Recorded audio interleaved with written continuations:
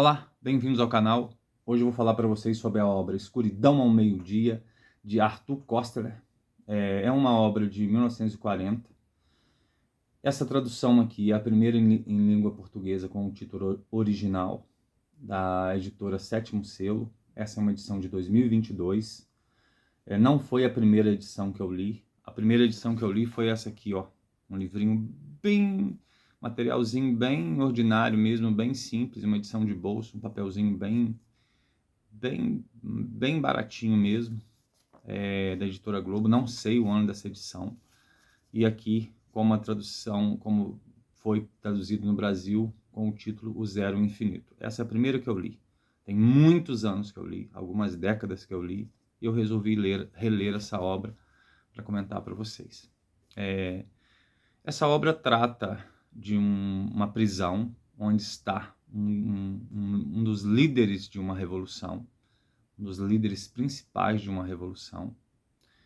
Ele começa nessa cela a se comunicar com companheiros através de batidas, num código de batidas que os prisioneiros, que eles tinham aprendido principalmente enquanto eram prisioneiros perseguidos por outros regimes, porque esse personagem aqui chamado Rubachov, ele é um dos líderes da revolução, mas ele está preso. Depois de 40 anos dedicado à revolução, depois de 40 anos servindo à revolução, ele está preso pelo regime que ele ajudou a construir. Ele começa a fazer algumas reflexões, começa a descrever a prisão, começa, como eu disse para vocês, a se comunicar com colegas de cela, através de códigos de batidas em tubos, na beirada da cama, na beirada da parede, enfim, ele faz uma comunicação. Ele é levado para um interrogatório. Aqui a gente tem uma sequência de interrogatórios. Na verdade, o livro é basicamente dividido em interrogatórios. Ele oscila entre os momentos dele sendo interrogado e as reflexões que ele faz a respeito da sua vida pregressa. Então, aqui a obra é basicamente isso. Ele está sendo interrogado, no caso, por um ex-colega, um ex-parceiro, um ex-amigo. E aí a gente tem a seguinte situação. Esse ex-parceiro, esse ex-amigo, ele tenta convencê-lo a confessar, a admitir a culpa por algo que ele não fez, seguindo a lógica que o próprio prisioneiro tem como um membro antigo da Revolução. Qual lógica é essa? A lógica de que a Revolução e o partido está acima de tudo, está acima de qualquer interesse, está acima de qualquer indivíduo, está acima de qualquer vida humana, partido acima de tudo, a Revolução acima de tudo, o regime construído pela Revolução acima de tudo. Então, segundo essa ótica, independente dele ser inocente ou não, para permitir que as engrenagens do regime construído pela Revolução continue funcionando, ele deveria confessar sua culpa. Tá? E ele acaba sendo convencido por isso. É um interrogatório assim bem tranquilo até, bem pacífico. Ele assiste um momento em que um comandante da marinha desse país brutalmente, ele fica sabendo que um comandante da marinha é brutalmente torturado, arrastado para a morte. Ele sofre muito, esse comandante da marinha sofre muito nesse processo. Ele ouve os gritos dele, ele assiste ele ser arrastado pelo corredor até ser executado. Isso aqui é algo que marca muito ele. E ele questiona ao seu interrogador o porquê que aconteceu isso. E aí o interrogador responde para ele o seguinte: havia uma discussão a respeito de tonelagem dos submarinos. Esse comandante da marinha queria uma tonelagem grande, como uma força de ataque, e o partido chegou à conclusão que deveria ser uma tonelagem menor, pequena, numa postura de defesa. Então, a partir do momento em que essa linha é decidida no partido, a postura, a opinião contrária a isso se torna um crime. Então, esse comandante se torna suspeito de ser um contra-revolucionário, é brutalmente torturado e executado. Essa era a lógica do regime. Isso aconteceu na União Soviética às vésperas da Segunda Guerra Mundial. Os comandantes militares, principalmente do exército, defendiam uma postura a respeito da mecanização e de blindados que a linha do partido considerou inadequada.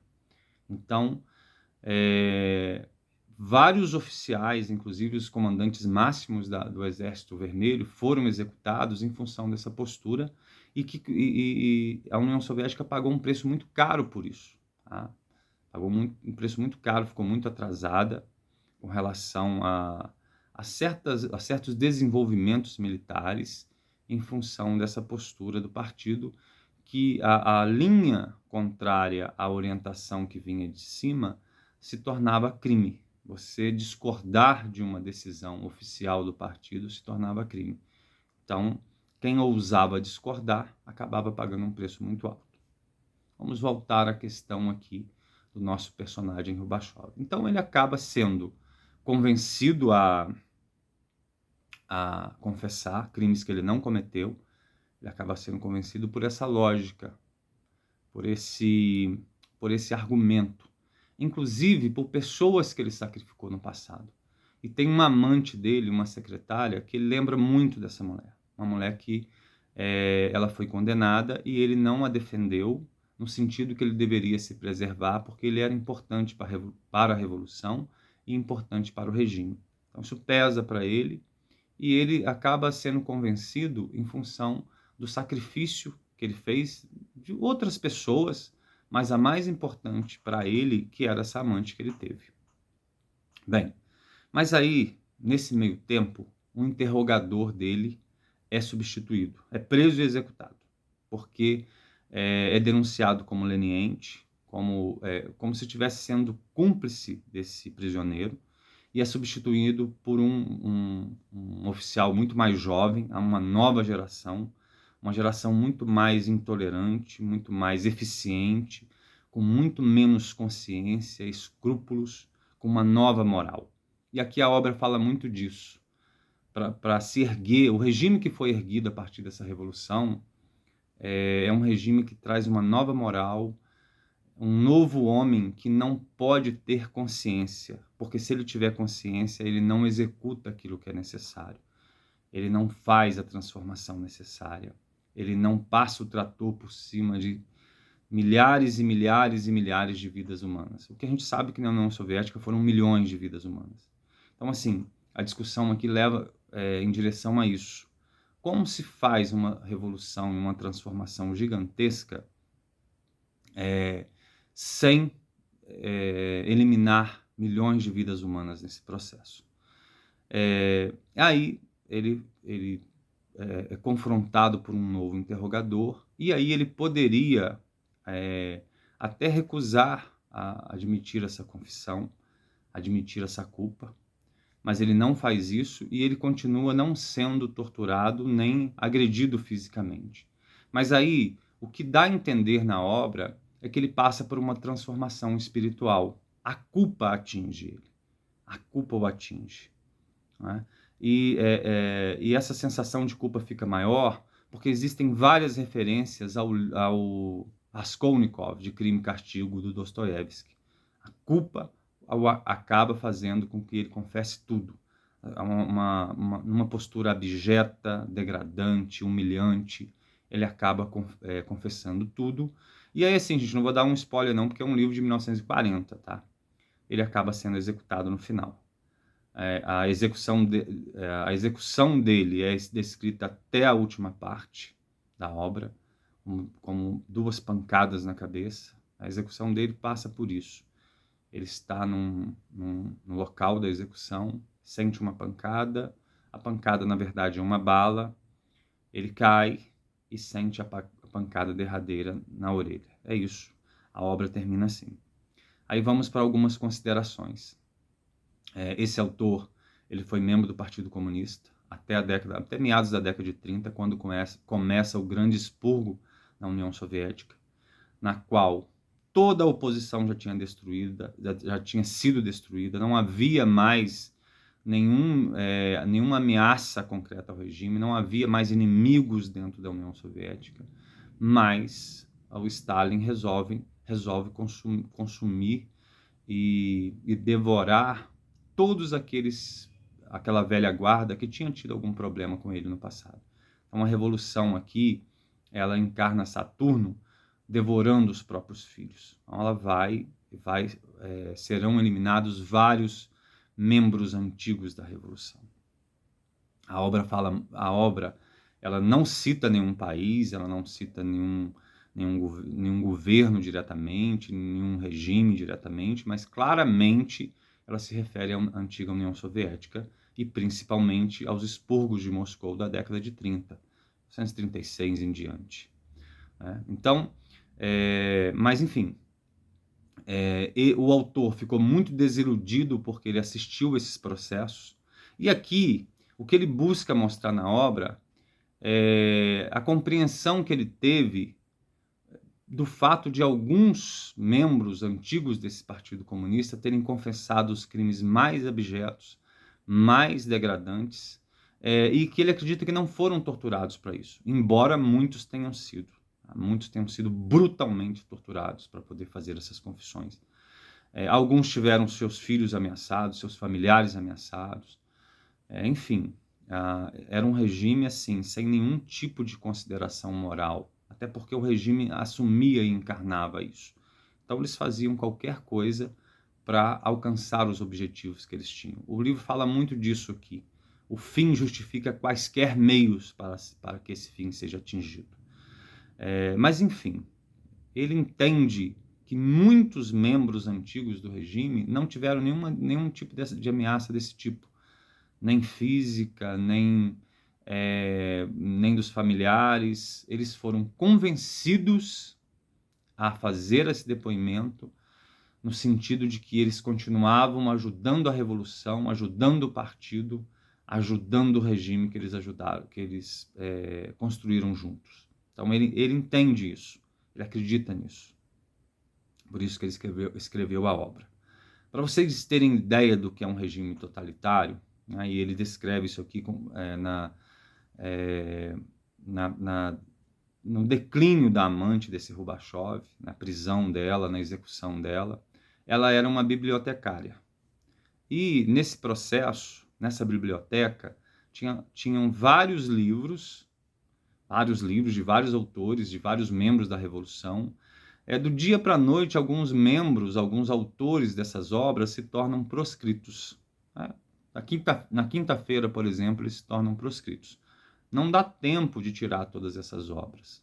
Quando você quer acusar alguém, é aqui o caso dessa amante, dessa personagem, o argumento que será utilizado contra ela é de que ela mantinha livros proscritos, de autores proscritos na biblioteca, sendo que até a quinta-feira, até o dia 31, esses livros e esses autores não eram proscritos do regime. A partir do momento que eles se tornam proscritos, sei lá, ficam 2 dias, 10 dias, 20 dias nessa biblioteca até serem retirados.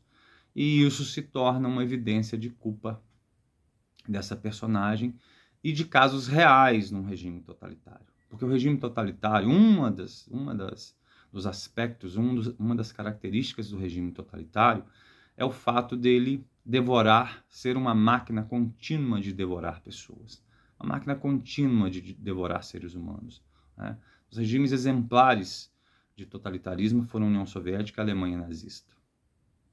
E eles são máquinas que não param de devorar seres humanos.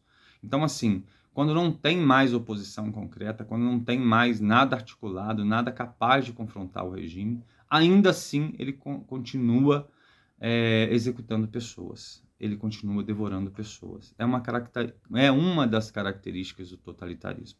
Tá? Enfim, fiquei muito satisfeito de reler essa obra. Sabe? É uma obra que eu tive acesso muito por acaso na minha juventude, muito por acaso mesmo. Esses livros não eram indicados pelos professores, eu acredito que não eram sequer conhecidos dos professores. Eram livros difíceis de conseguir, edições não eram reeditados, eles não eram reeditados. Então, assim, a gente conhecia por acaso. Não existia internet como hoje, onde você consegue ter referências, encontrar relações, encontrar esses autores, encontrar essas indicações. Não, isso não existia. Então, foi assim, um por acaso que eu encontrei esse livro. Outro detalhe a respeito da obra é que o autor, ele escreveu meio que na clandestinidade, ele teve vários problemas com as autoridades, indo da Inglaterra, da França para a Inglaterra, da Inglaterra para a França. E o título original seria Círculo Vicioso.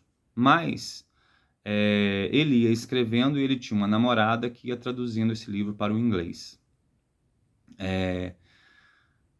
Ele estava com problemas com a justiça no momento que esse livro foi mandado para ser editado. E a primeira edição é dessa tradução, de uma tradução amadora da namorada dele, da parceira dele, da companheira, do alemão para o inglês. E foi a edição que ficou aí durante várias décadas. E na hora de escolher o título, o editor rejeitou esse título, Círculo Vicioso, achou que seria um título ruim. E a namorada, a parceira, a companheira, escolheu o título Escuridão ao Meio-Dia. E aí ficou esse título e foi um título assim muito feliz. E a referência dela para dar esse título ao livro foi o livro de Jó. Tem uma passagem de Jó do qual ela retirou a inspiração, a referência para dar esse título ao livro. Espero que, se vocês têm oportunidade, leiam, vale a pena ler. A gente está vivendo um momento muito difícil da história, talvez seja passageiro, mas é um momento onde as narrativas tentam anular a diferença entre a mentira e a verdade. Hoje, cada vez mais fica difícil reconhecer a verdade por trás de tantas narrativas e de tantas mentiras que estão aí. E é muito importante para a gente que a gente possa reconhecer a verdade. Uma das faces do totalitarismo é anular a verdade completamente. Aí a gente está vivendo um momento em que eu vejo nas redes, eu vejo na internet a reabilitação de monstros de todos os tipos e narrativas que tentam transformar tudo em narrativa, como se não existissem mais fatos nem verdade objetiva. É muito importante é muito importante para nós leitores conseguirmos manter essa distinção entre a mentira e a verdade. Vejo a tentativa de reabilitar Stalin. Vejo canais no YouTube com muitos seguidores tentando reabilitar Stalin. Para mim é uma coisa assim que eu acho inacreditável, mas enfim, que seja, né? Então, o que eu falo para vocês é isso, a importância que a gente que tem a gente tentar conseguir manter essa diferença entre a verdade e a mentira. E está muito difícil, hoje mais difícil ainda, porque as narrativas concorrem umas com as outras, tentando relativizar tudo, tentando transformar tudo em relativo. Como se tudo fosse relativo, não existisse mais verdade. Cada evento é apenas a narrativa com um viés de acordo com o interesse de cada um. E não é assim. Existe a verdade. E a gente deve buscar essa verdade. Outra coisa é o seguinte, esse é um livro da editora Sétimo Selo, uma editora que no site dela ela faz promoções, mas muito boas mesmo. São melhores do que a da Amazon. Inclusive está com um saldão literário lá agora. Se vocês quiserem dar uma olhada, deem uma olhadinha. Tem frete grátis para valores baixos de livros. Mas assim, os descontos são gigantescos, tá? Inclusive esse livro aqui mesmo estava numa promoção muito boa. Bem, é isso. Estou retornando agora para ver se faço mais vídeos para vocês. Mais animado, recomeçando o ano de 2025. Estive de férias até agora. Espero que vocês tenham se divertido bastante também por aí, aproveitado as férias. Não sei quem tirou férias, quem não tirou. Alguns não tiram férias em janeiro. Enfim, é isso. Um calorão, muito calor por aqui. Muito calor mesmo, excepcionalmente calor. Há muito tempo que não fazia um calor que está fazendo aqui nesse janeiro. Bem, é isso. Um abraço a todos e até o próximo vídeo.